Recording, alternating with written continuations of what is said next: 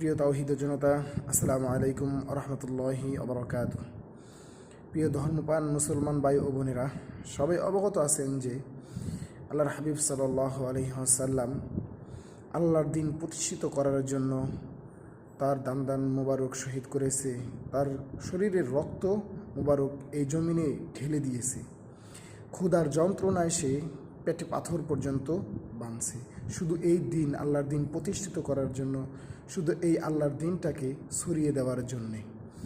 তো সেক্ষেত্রে আমাদের বাংলাদেশে আমাদের ভিতরে যারা আলেম সমাজ আছি, তারা হচ্ছে দুমুখ সাপ।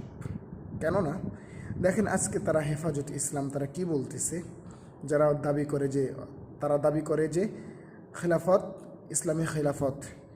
আমি তাদের ভিতরে ইসলামী খেলাফতেরই আমরা কোনো খুঁজে পাই না। কারণ 2013 সালের শাপলা চত্বরের যে কোনো উদ্বোধনটা ছিল, তাদের ভিতরে লাখো লাখো ছাত্র জনতা মারা গিয়েছিল।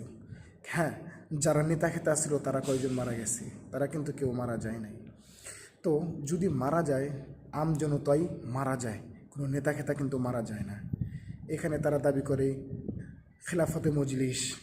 অথচ যারা বলে যে আমরা শরিয়ার আইন বিশ্বাস করি না, আমরা শরিয়ার আইন প্রতিষ্ঠিত করে হোক, এটা আমরা চাই না, তো সেই দলের সাথে সেই মুনাফিক, তারা ইসলামের থেকে খারিজ হয়ে গেছে, তো তাদের সাথে তারা সঙ্গ দিয়ে কেমনে রাজনীতি করে আর কেমনে তারা দিন প্রতিষ্ঠিত করবে এই বাংলার জমিনে।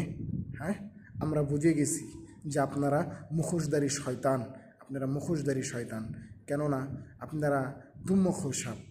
কারণ আপনারা সারা বছর বলে আসলেন কি, আর লাস্ট মুহূর্তে এসে আপনারা কি করতেছেন, কি বলতেছেন? আপনারা এই বাংলাদেশের মুনাফিক, আপনারাই জালেম, আপনারাই মুনাফিক, আপনারাই সেই দুমুখ সাপ। হ্যাঁ, বাংলার তাওহীদের জনতা বুঝে গেছে যে আপনারাই সেই দুমুখ সাপ, যারা ইসলামকে বাংলাদেশে প্রতিষ্ঠিত হওয়ার জন্য দিচ্ছেন না। আপনারা মানুষকে নিয়ে খেলা করেন, মানুষের ইমোশন নিয়ে খেলা করেন, জানেন যে মানুষ ইসলামের পথে ডাক দিলে চলে আসে, সেজন্য আপনারা মানুষকে নিয়ে, ইসলামকে নিয়ে খেলা করেন। আপনারাই সেই ধর্ম ব্যবসায়ী লোক।